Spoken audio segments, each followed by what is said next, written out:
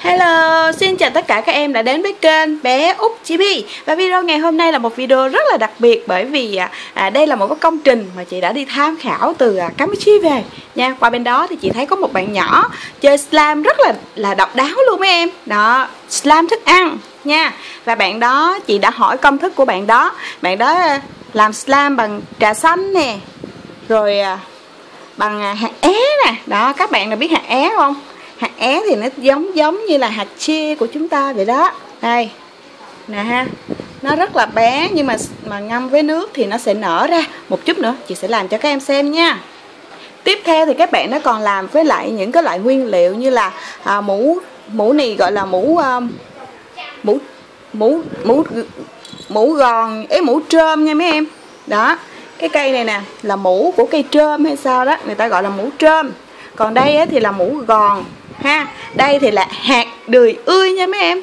Và tất cả những cái nguyên liệu này khi ngâm với nước thì nó sẽ nở ra giống như là hạt nở vậy đó. Đầu tiên bạn đã nói là bạn đã chơi slime hạt nở, nhưng mà thật ra là do những cái này nó nở ra này, chứ không phải là những cái hạt nở mà chúng ta thường chơi. Và bữa nay chị sẽ chơi thử nha. Nhìn nó cũng khá là đẹp ha. Tất cả chúng ta sẽ ngâm với nước đó mấy em. Và đây ha, chị sẽ lấy nước trà, rất là thơm mùi trà nha mấy em. Đó, chị sẽ chế vô hạt é, chị sẽ chế vô trong đây và chờ cho nó nở lên nha. Tên. Và đây các em xem, hạt é nó đã bắt đầu nở lên ha. Mũ gòn á nè, mũ gòn thì chị tách riêng ra bởi vì nó có cái màu trong này ha, để cho nó có màu riêng cho các em dễ dàng. Ở bên đây thì là hạt đười ươi và mũ trơm thì nó sẽ có cái màu đậm hơn nha, cho nên là chị sẽ bỏ nó qua một cái hũ riêng như thế này. Bất hồi hộp quá, không biết sẽ làm thành công hay không nữa. Chị là chuyên môn thất bại trong việc làm slime đó, nhưng mà cũng khá là thú vị. Hạt é nó nở lên nè, giống hạt chia không mấy em? Còn hai cái này thì nó nở chậm hơn. Oh no. Đây các em nhìn như vậy, nó là cái này nó lâu nở ghê nè, cái này nó mau nở nè. Cái hạt đười ươi này chị thấy nó cũng nhanh nở hơn đó mấy em. Hồi nãy thì nó bé, bây giờ nó to ra rồi nè. Cái cây này thì nó chưa nở. Wow, nhưng mà nó có một cái màu hồng rất là đẹp luôn nè. Đó, các em thấy không? Đó, màu nho, giống như màu trái nho, màu hồng hồng vậy đó, rất là xinh.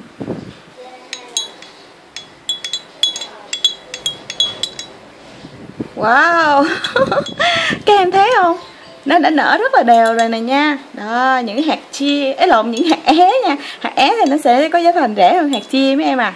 Còn ở bên đây á là những cái hạt những cái mũ gòn của chúng ta nó đã mềm hơn. Đây nè mấy em. Nó đã có một cái lớp xù xù lên nè, các em thấy không? Giống như là kim cương vậy đó. Nó rất là xốp, rất là mát tay. Đó, có thể ăn được những cái này nha mấy em, nhưng cái này nó có vẻ còn cứng lắm nha, chưa có chơi được.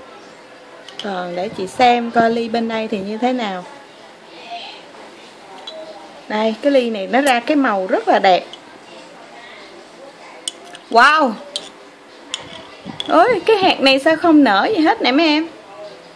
Nè, cái hạt này nè, hạt đười ươi này không nở nha, chưa nở.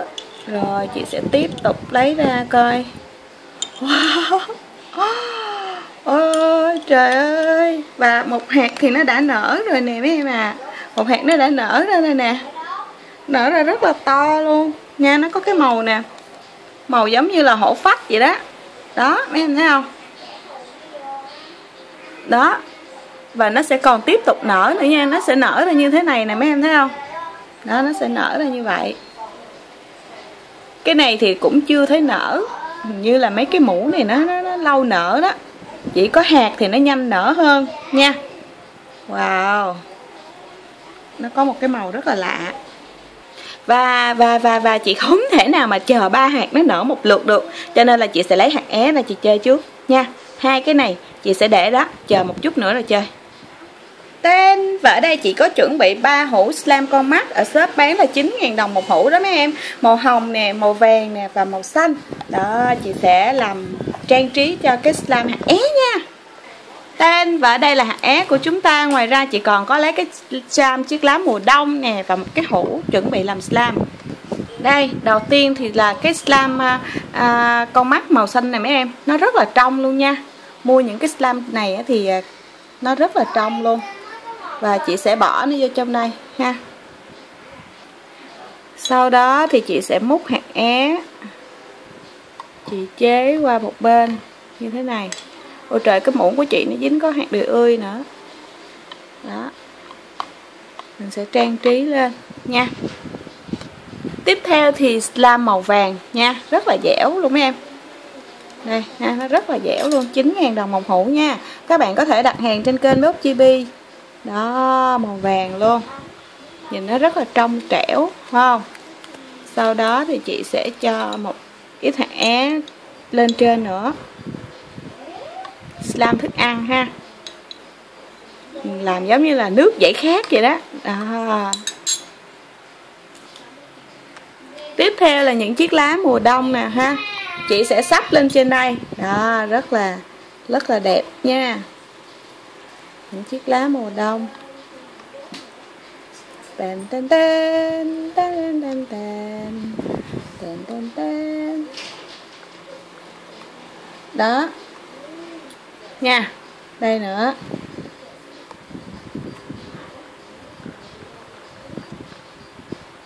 Wow, nó cứ dính theo cái tay chị.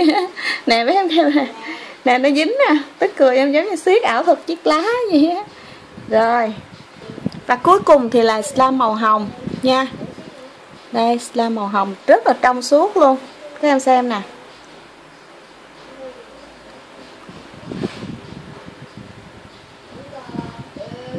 Rất là đẹp.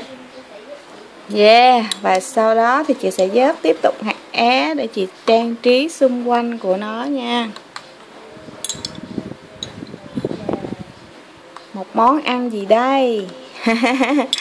Người ta gọi là slime thức ăn đó mấy em. Bởi vì hạt é là có thể ăn được rất là mát mẻ cho những cái ngày mà nóng nực nha. Như đi học các em cũng có thể thấy có rất là nhiều người bán những cái nước uống như thế này đúng không? Và không ngờ bữa nay lại có thể chui vô slime luôn. Đó. Rất là đẹp nha. Bình thường thì người ta sẽ bỏ những cái lá bạc hà vô cho nó thơm đó mấy em. Nhưng ở đây thì chị sẽ bỏ lá mùa đông vô cho nó đẹp. Và đây, lá mùa đông chị sẽ bỏ lên thêm ở trên mặt nữa nha. Đó. Trời ơi, nó dính. Và đây là hương dâu nha. Hương dâu này chị sẽ bỏ ít một hương dâu vô cho nó thơm. Thơm.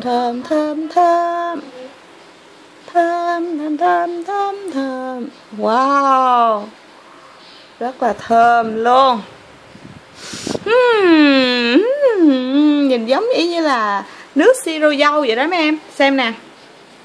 Và như vậy là chị đã trang trí xong cái hũ slime hạt é nha, slime trái cây á mà chị học được từ bên Campuchia. Không biết các em thấy như thế nào, thấy có đẹp hay không. Và bây giờ thì chị sẽ trộn lên ăn thử. Ý là không, trộn lên chơi thử. Múc một muỗng. Chị sẽ múc một muỗng nè nha. Chị sẽ múc một muỗng. Wow, nó rất là dai, làm sao mà chị có thể múc được đây. Đó. Đây.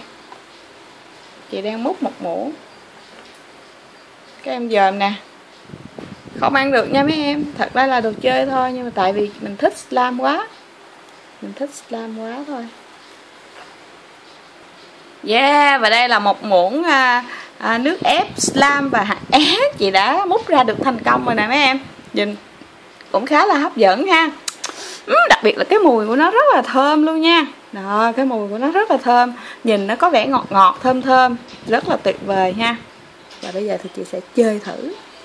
Wow. Bởi vậy chị nói mà mấy bạn ở Campuchia chơi rất là hay. Các em xem nè. Đó, những cái hạt é nó nhìn lung linh giống như là những cái gì đó, hạt ngọc đó mấy em. Đây nè. Wow. Khá là đẹp đúng không? Đó. Slime thức ăn nha. Cái này là thức ăn thật luôn, chứ không phải là mình bỏ cham hay cái gì vô. Nhưng mà có vẻ như là cái hạt é này thì nó không có dính lắm. Chị không biết nguyên do như thế nào. Các em nào mà có chơi thử thì hãy cho chị biết tại sao hạt é nó lại không dính vào slime á. Có hạt thì dính, mà có hạt thì không. Chắc là cái này nó nhiều hạt é quá, đúng không? Dù gì thì chị cũng thấy rất là vui. Hạt é nó cũng trơn nè mấy em. Đó, nó rất là trơn luôn nha. Yeah, và sau khi chúng ta chờ đợi á, thì cái hạt mũ trơm này mấy em, cái hạt này nó vẫn không chịu nở nha. Nhưng mà cái hạt này thì nó đã nở rất là to rồi đây. Các em có nghĩ là nó to như thế này không? Một cái hạt hồi nãy nó chỉ có nhiêu đây thôi, bây giờ nó đã nở to như vậy. 2 hạt nó đều nở hết rồi nè. Đó. Đó, chúng ta có 2 hạt nở ra rồi ha. Còn một hạt này thì chưa nở. Còn cái cây mũ này thì cũng chưa nở luôn. Đó, mình lại tiếp tục ngâm cái đó và mình chơi hạt. Đó là hạt đười ươi nha mấy em. Cái này là hạt mũ đười ươi. Cái này mới là mũ trơm nè. Bây giờ mình ngâm tiếp mũ trơm và mình chơi hạt đười ươi nha.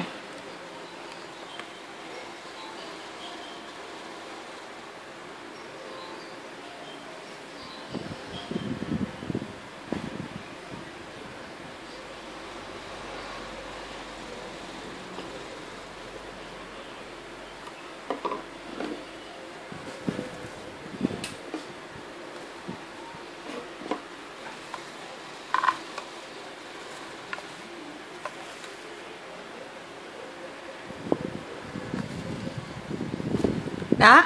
Và ở đây nè ha, cái này thì nó rất xốp. Ở đây thì chị chuẩn bị 3 cái hũ slime đủ màu hết để cho mình trang trí cái slime hạt đười ươi này nha. Và đây là slime trong nha mấy em. Mà ở shop bán này 9.000 đồng một hũ trái tim. Nó rất là dẻo nha. Rồi chị sẽ cho nó vô cái lớp dưới cùng luôn. Đó. Các em xem rất là đẹp đúng không? Sau đó thì chị sẽ cho một ít mũ trơm ở lên trên bề mặt ha. Đó. Chị sẽ tán đều ra vòng vòng hết nha. Sau đó thì các em xem chị có slime màu hổ phách, màu cam nè ha, trong cái trái tim rất là trong nha. Rồi tiếp theo thì chị sẽ còn một cái hũ slime màu xanh như thế này nữa. Wow, nó rất là dẻo luôn ha em à. Đây nè. Wow. Và nó đã dính tay chị. Và đây nha. Mà trước khi là bỏ cái slime màu xanh này lên thì chị nghĩ chị sẽ dùng thêm một cái gì đó để trang trí. Và đây là kim tuyến giấy nha, màu hồng. 5.000 đồng một bịch, có bán ở trong shop Bé Úc Chibi luôn nha mấy em. Chị sẽ rắc nó lên ha. Chị sẽ rắc nó lên. Nó rất là hồng luôn ha. Đó. Rồi đến là kim tuyến giấy màu tím nữa nha. Bởi vì chị nghĩ slime này chị sẽ đặt tên là hổ phách. Đó, cho nên là chị sẽ rắc kim tuyến màu tím và màu hồng lên. Đó. Sau đó thì có cả pom pom nữa nha. Shop Bé Úc Chibi là bán khá đầy đủ các cái dụng cụ làm slime. Đó, những cái bịch này đều là 5.000 một bịch đó. Pom pom mini nè mấy em. Chị trang trí để chị nghĩ rằng đây là những cái viên ngọc ha. Những cái viên ngọc. Đó. Những viên ngọc ở trong đất á, ở trong hổ phách đó mấy em.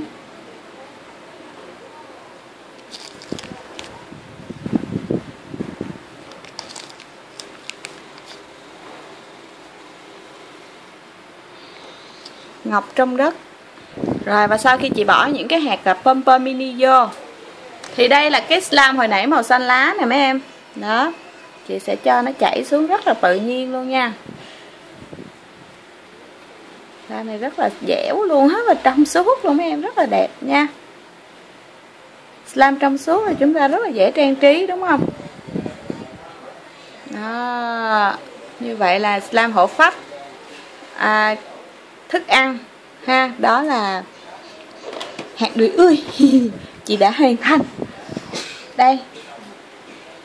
Nó hổ phách thì nó sẽ có những cái màu tối tối như thế này nè nha mấy em. Đó, nó sẽ có những cái màu tối tối như thế này.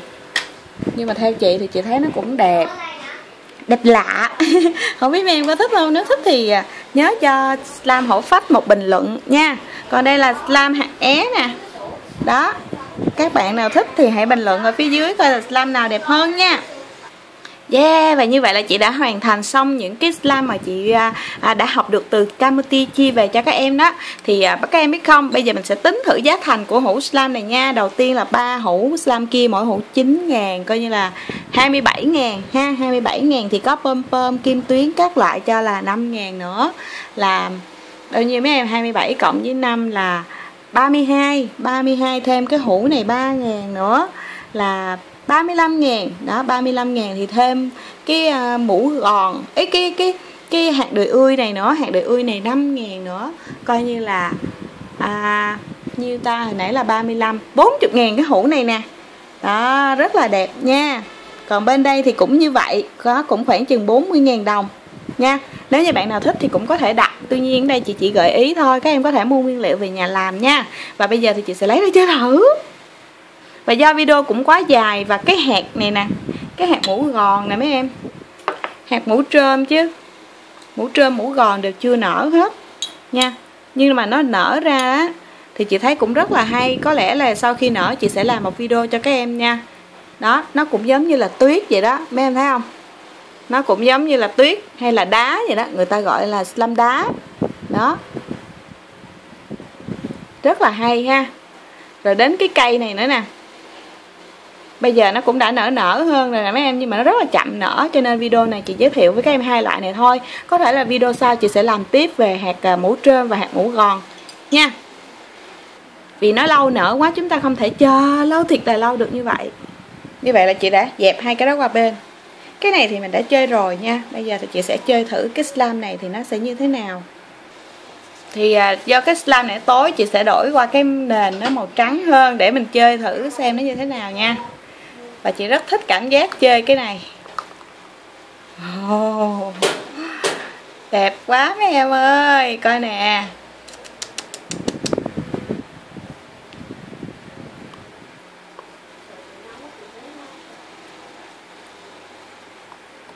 Wow.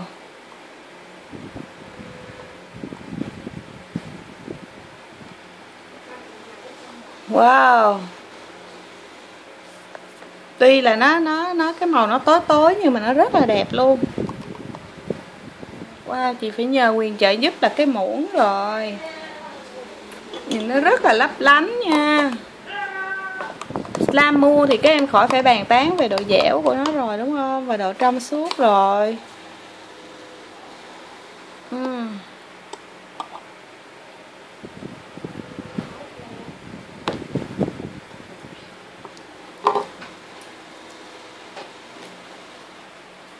Đây, rất là đẹp luôn. Đây các em xem nè ha, rất là đẹp nha. Thích quá à. Thích thật luôn á. Coi như là khoảng 40.000 đồng một cái hũ slam như thế này đó mấy em. Chỉ được nửa hũ thôi nha, bởi vì hũ này rất là to. Wow.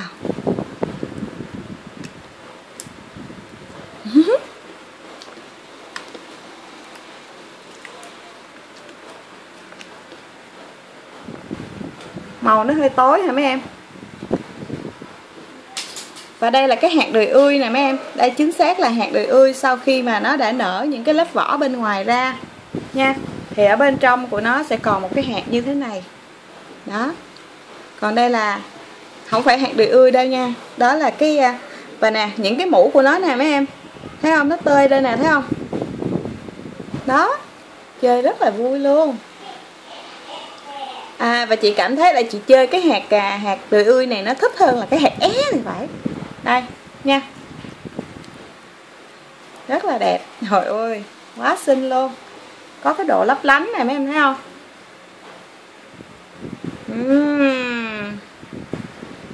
Và để chị thử coi có khi nào chị làm được tuyết nâu hay không, chị sẽ bỏ những cái đười ươi còn lại vô đây luôn nha. Đó, các em xem là nó rất là xốp. Và đây hạt đười ươi đã lộ diện. Đây nè, nó còn có cái hạt không nè mấy em. ha. Nó rất là xốp luôn nè, giống như tuyết vậy đó em. Nở ra ghê chưa. Rồi, trộn. Có khi nào chị làm được tuyết nâu không ta?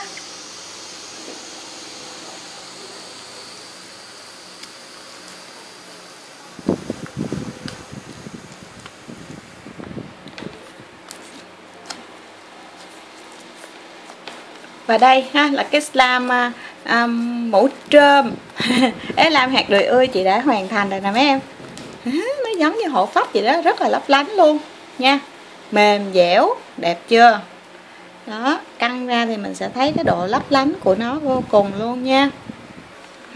Và chị cảm thấy là chị rất thích với cái slime mà chị mới sáng tạo này ha, gọi là slime hạt đùi ươi nha. 40.000 đồng các em cũng có thể đặt, và chị cũng có thể gửi đến cho các em nha. Đây, rất là đẹp nè. Wow, cảm giác chơi nó rất là thích, nó mát cái tay lắm và lại an toàn nữa, bởi vì hạt đùi ươi này là người ta dùng để làm nước mát để uống đó mấy em nha. Đó, cảm thấy rất là thích cái tay luôn, mát ơi là mát luôn. Và video của chị thì đến đây cũng đã kết thúc rồi. Nếu bạn nào thích thì hãy nhớ cho một like nha, và hãy bình luận xem là slime hạt é và slime này thì slime nào đẹp hơn nha. Và đây xin mời các em ngắm lại một lần nữa nha. Slime của chị nè, 2 loại. Và đây là những cái nguyên liệu làm slime ha. Đó, rất là độc đáo luôn. Cái này là nó giống như tuyết nha em, nó nở ra rồi đó, nhưng mà chị chưa có làm được nữa, hết thời gian rồi. Rồi, bữa nay chị sẽ làm tiếp cho các em xem nha. Thân ái chào tạm biệt các em, hẹn gặp lại các bạn ở video sau. Nếu thích thì hãy nhớ bấm like cho video của chị để chị có thêm tinh thần sáng tạo những cái video bá đạo nhất cho các em xem. Nó cũng khá là thú vị. Chơi những cái này thì các em không sợ gì hết, vì đây là những cái thực phẩm mình có thể ăn được đấy nha mấy em. Rồi, video chị đến đây là kết thúc rồi. Bye bye.